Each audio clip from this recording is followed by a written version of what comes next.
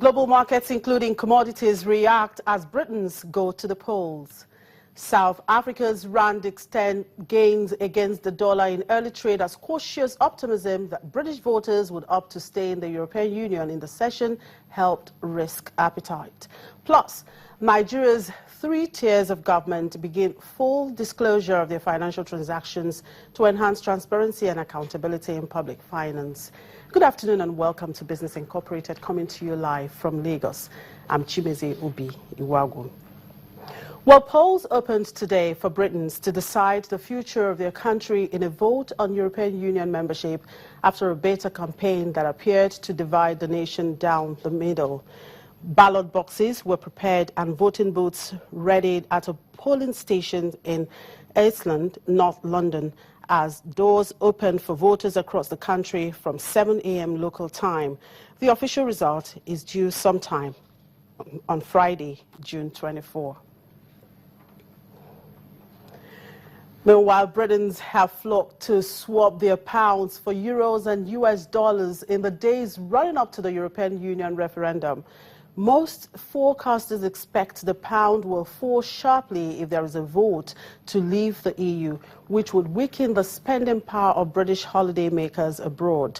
Sterling's value has fluctuated widely based on results of opinion polls, which suggests the referendum result is too close to call. Britain's Post Office said overall currency sales in its branches and online were up 74% year-on-year since the weekend, while Travelex said online currency orders increased 30% from June 14 to June 21. Separately, money transfer company Azimo said it will suspend operations on the day of the referendum until the currency market settled down on Friday. Well, usually this time of the year we tend to get busy from May onwards, but especially this week and last week it's been much more busier than usual. So my feeling is it's to do with the referendum as well, and people are getting worried about sterling getting weaker. So I think there is a bit of panic buying along with the normal British holidaymakers as well. The Post Office and Travelex said Britain's demand for foreign currency was split evenly between euros and dollars. For Tuesday alone, currency sales in the Post Office branches were up 49% from a year ago and 381% higher online. Many customers at a bureau de change say they were taking advantage of the competitive rates now in case a Brexit happened, which could see sterling drop. My dad phoned me earlier. He's asked me to come round and get him some euros. They're in anticipation of the dropping tomorrow because they're off to Spain for a week. So that's brought me here today. I presume a lot of these people are betting against what's going to happen tomorrow. So obviously they're doing a good business in there, I expect. So it's good for them. But we have to wait and see what happens tomorrow. Yeah, so I'm going over to the Euros next week. So just need to pick up some euros before the referendum, really. Just don't want to take the risk of waiting until the referendum and see the fluctuations that might bring. Sterling rose on Wednesday, hovering between a 5.5-month high against the dollar as investors made fewer bets against the pound just a day before the referendum.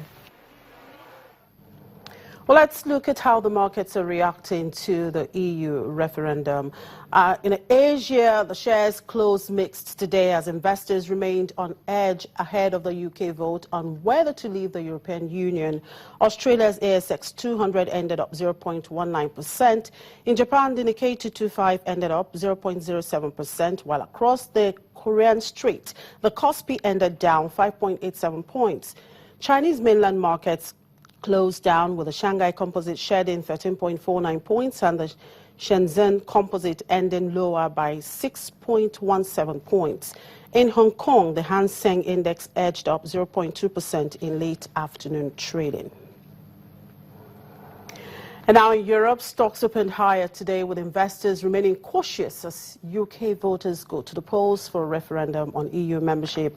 Let's talk to DWTV Channels TV financial correspondent Olaf Krieger for more details. Good afternoon, Olaf. Well, Britons have headed to the polls today. What's the mood like in the market where you are standing right now?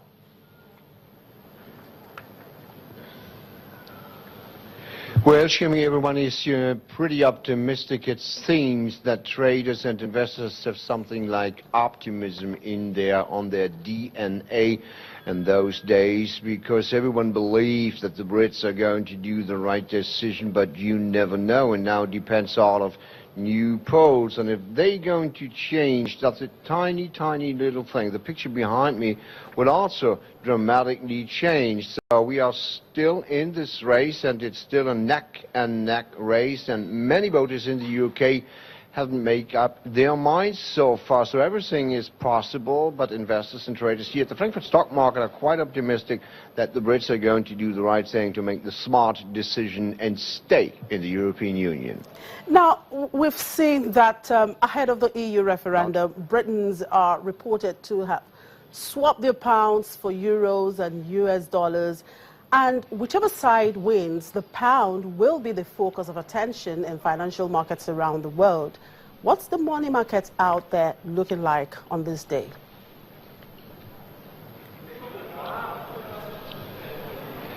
Any other decision than stay in the European Union will be a hard blow for the British pound, that much is for sure, but also for the euro, for the single currency here in the Eurozone. But right now the pound is running pretty good, it's pretty stable. It rose the other day here at the Frankfurt stock market, and even at the currency market the pound is looking very good. But if the Brits are going to decide to leave the European Union, we will have tremendous shockwave around the worldwide currency markets, which affected, of course, the pound and also other currencies, that much is for sure.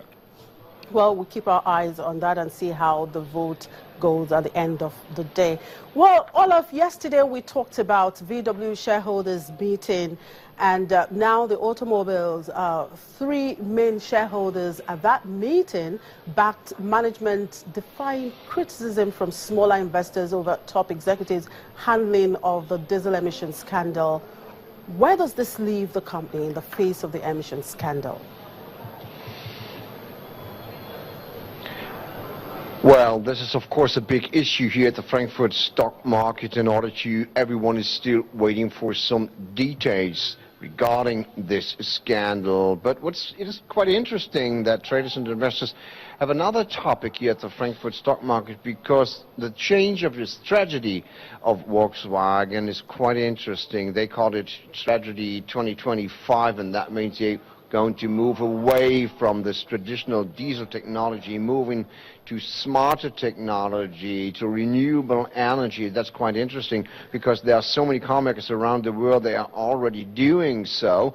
But it's still a matter of fact that this cheating scandal has more questions than answers, even after the shareholder meeting yesterday in Hanover, and everyone here is desperately waiting for who's behind all this. And until this question is not answered, not addressed from the board of Volkswagen, this will be still a problem in Frankfurt at the stock market. Right, thank you very much, Olaf. Thank you for your time. That's the market man there. Well, Olaf Krieger, DWTV financial correspondent, reported there from Frankfurt Stock Exchange. Well, the International Monetary Fund Managing Director, Christine Lagarde, says that a vote by the United Kingdom to part ways with the European Union will not lead to a recession in the United States. Speaking after interest rates in the United States, Lagarde said that the Federal Reserve should avoid abrupt interest rate moves and focus on stability in its monetary policy. Ms. Lagarde, in a news conference on the IMF's U.S. policy review, said the IMF was aligned with Fed Chair Janet Yellen on the need for clear policy communications. A vote by the UK people to leave the European Union would have some effect on the US economy. How large those effects could be is debatable, and we don't conclude to a particular level of impact. However, we certainly agree with, I think, Chairman Yellen yesterday that it would not entail, it would most likely not entail a recession in the United States. How's Christine Lagarde, Managing Director, International Monetary Fund. Now, what could a potential breakup of the EU mean for the oil market? We'll discuss that in details after the break. Do stay with us.